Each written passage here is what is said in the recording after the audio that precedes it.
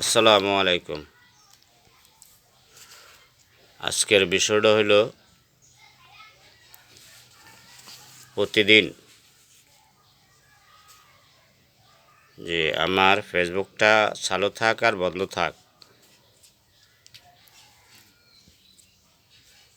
আমি যেখানে থাকি যে নাম্বারগুলা এই সিমের কাস্টমার কেয়ার থেকে আসে, সিমের অফিস থেকে আসে, এই নাম্বারগুলা গতকালকা পরশুদিন 8383 এই নাম্বারটা দিয়ে টাকাগুলা আমার এটার সাথে অ্যাড করে টাকাগুলো লুট করছে। কালকে রাত্রে 12টার দিকে 1টার দিকে আমি বাজারে গেছি। বাজারে যাওয়ার সাথে সাথে কারেন্টটা বন্ধ করে দিছে, যতক্ষণ টাকা লুট করছে। মোবাইলে চার্জ ছিল না, মোবাইল ছিল বন্ধ। মোবাইল ওপেন করে দেখি একটা নাম্বার ঢুকায় রাখছে ভিতরে,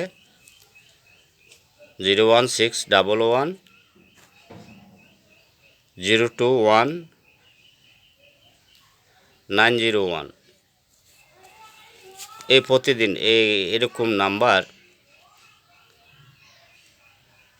অসংখ্য নাম্বার আমি লিখে রাখছি, আমার কাছে আছে। আজকে কয়েক মাস, প্রায় 8-9 মাস নাম্বারগুলো লিখতেছে, পূর্বেরগুলো লেখি নেই। এখন আমার কথা হলো, বাংলাদেশের বাহিনী হিন্দু লোক,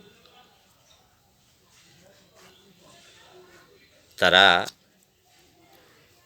এই হাসিনার আমল 15 বছরে আমি দেখছি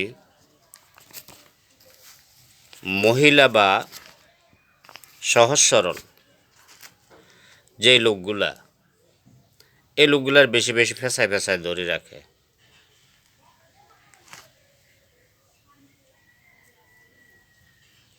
টাকাগুলা লুট করার জন্য, মহিলা ঘরে ফেঁসায় ধরে রাখে জেনা করার জন্য।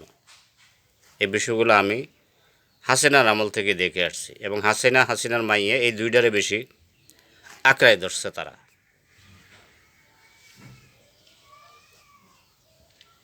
এই সুযোগটা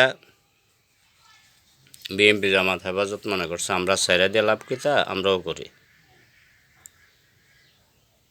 এখন তারাও ধরছে, তারাও করে, সবাই এটাই করে। সিম আইডি কার্ড ফেসবুক আমার চুরি করে নিয়ে প্রতিদিন টাকা লুট হইতেছে। বরুড়ার এমপির বরাদ্দগুলা এক সময় নাম কইছে নজরুলের, এরপরে নাম কইল দোকানে বই বাটপাট দিনে সাইম্যার অন কয় সমুন্যার। আসলে টাকাগুলা নিয়ে যায় হিন্দু এবং বরুড়া থানার ওসিয়ে। শুধু ওসি একা জড়িত নাই, বাংলাদেশের সকল বাহিনী এখন জড়িত এটার সাথে। আর আড্ডা আইসা এখন ঘর বাড়ি বসত করে ফেলছে। আমি সারাটা ইউনিয়নকে কয়েকদিন ঘুরে ঘুরে দেখলাম, এমন কোনো বাড়ি বাদ নেই যে প্রত্যেক বাড়িতে তারা আছে, তাদের ঘর আছে। যেই বাড়িতে তারা থাকে ওই বাড়ির মানুষের নামে তারা বিল্ডিংগুলো করে রাখছে। এভাবে চলতে থাকলে শেষ পর্যন্ত এই আড্ডা ইউনিয়ন সহ সারা বাংলাদেশ হিন্দুরা বসবাস করবে, আর মুসলমানের ছেলেগুলো বিদেশে পাঠাইব, বুড়া ডেরে বাইত মারিয়ে লাগবে।